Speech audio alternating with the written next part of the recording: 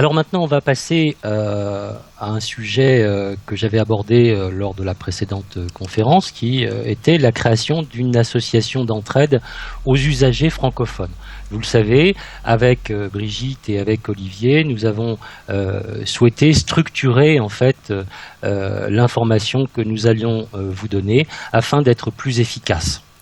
Alors, d'ores et déjà, nous avons ensemble étudié les statuts juridiques de cette association loi 1901. Nous sommes sur le point de les déposer en préfecture. Vous aurez à me supporter en tant que président. Brigitte en sera la secrétaire et Olivier le trésorier. Nous avons fixé un montant de cotisation.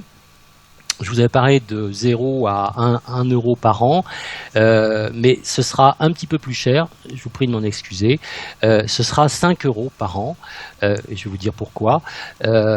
Et la possibilité également de faire des dons et donc d'être un généreux donateur avec son nom marqué dans la pierre sur le site internet.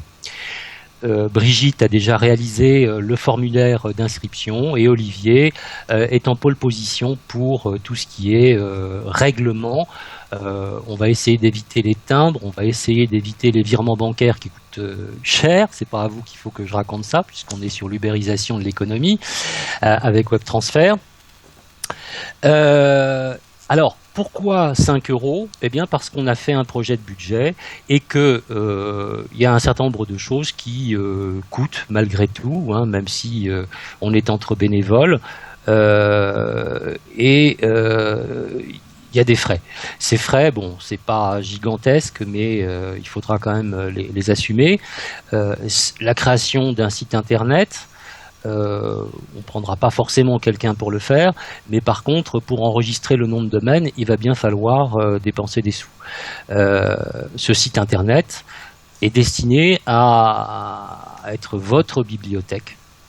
Il comprendra des vidéos, des tutos. On a fait toute une liste de vidéos et de tutos à créer, de façon à ce que, au lieu de demander à chaque fois, comme c'est le cas sur Skype, un document qui a déjà été mis 2 semaines auparavant, mais on ne sait plus où le retrouver, etc., il sera dans la bibliothèque, vous y aurez accès et vous pourrez aller piocher dedans autant que vous le souhaitez.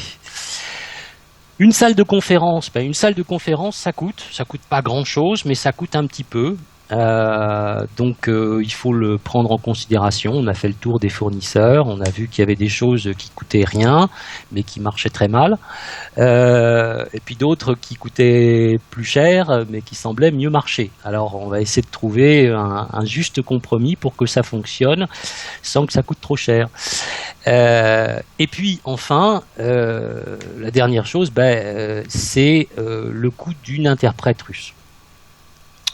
La barrière du langage est quelque chose d'extrêmement difficile à supporter, d'autant que chaque semaine, WebTransfer fait un webinaire qui dure quasiment 1 heure, et ça m'a interrogé. Brigitte s'est posé des questions, Olivier aussi, et à un moment donné, Brigitte a dit mais peut-être qu'on pourrait trouver une interprète. Voilà. Elle a trouvé une interprète qui est à côté de chez elle, et on a travaillé ensemble sur différents textes. Et là, on s'est aperçu que ce qui nous paraissait tomber du ciel quand on découvrait l'information avait déjà été mis sur le webinar plusieurs semaines à l'avance. Plusieurs semaines à l'avance, c'était annoncé. Donc, je dirais, c'est peut-être l'interprète qui va coûter le plus cher dans l'histoire. Mais ça va être capital pour nous permettre de suivre l'information semaine après semaine et vous informer, outre ce que, en tant que membre du comité, je pourrais faire, dès lors que ce sera autorisé, eh bien en fait cet interprète va nous apporter de l'information que nous retranscrirons et que nous vous apporterons sur un plateau, j'espère dans de très bonnes conditions.